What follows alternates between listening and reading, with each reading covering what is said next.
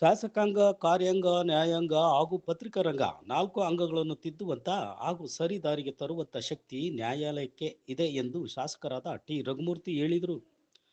ಚಳ್ಳಕೆರೆ ನಗರದ ನ್ಯಾಯಾಲಯಗಳ ಆವರಣದಲ್ಲಿ ನಡೆದ ವಕೀಲರ ಆಚರಣೆಯಲ್ಲಿ ಭಾಗವಹಿಸಿ ಮಾತನಾಡಿದರು.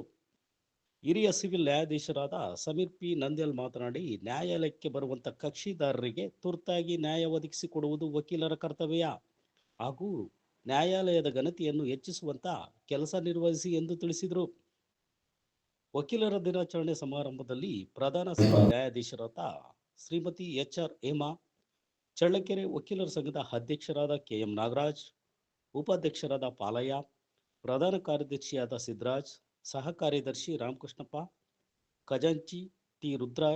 ರುದ್ರಯ್ಯ, ವಕೀಲರುಗಳಾದ ಮಲ್ಲಿಕಾರ್ಜುನ್, ಬಾಲಕೃಷ್ಣಸ್ವಾಮಿ, ಹನುಮಂತರಾಯ, ಕುಮಾರ್, ಶ್ರೀನಿವಾಸ್, ಬೀರಪ್ಪ, ಶರಣಪ್ಪಯ್ಯ, ಶ್ಯಾಮಲಾ, ಆರ್.ಟಿ. ಸ್ವಾಮಿ, ತಮ್ಮಣ್ಣ, ಜಯಪ್ಪ, ಪ್ರಭಾಕರ್ ಹಾಗೂ ವಕೀಲರ ಸಂಘದ ಪದಾಧಿಕಾರಿಗಳು ಇತರರು ಹಾಜರಿದ್ದರು.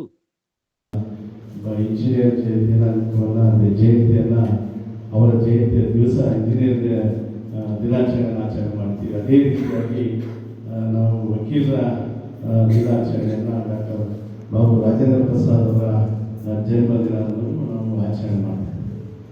ಈಗಾಗಲೇ ತಾವು ಏನು ಡಾಕ್ಟರ್ ಬಾಬಾ ಸಾಹೇಬ್ ಅಂಬೇಡ್ಕರ್ ಬರೆದಂಥ ಒಂದು ಸಂವಿಧಾನದ ಆಶಯದಲ್ಲಿ ನ್ಯಾಯಾಂಗ, ಶಾಸಕಾಂಗ, ಕಾರ್ಯಾಂಗ ಜೊತೆಗೆ ಪತ್ರಿಕಾ ರಂಗ ಕೂಡ ಜವಾಬ್ದಾರಿಯನ್ನು ವಹಿಸುವಂಥದ್ದು.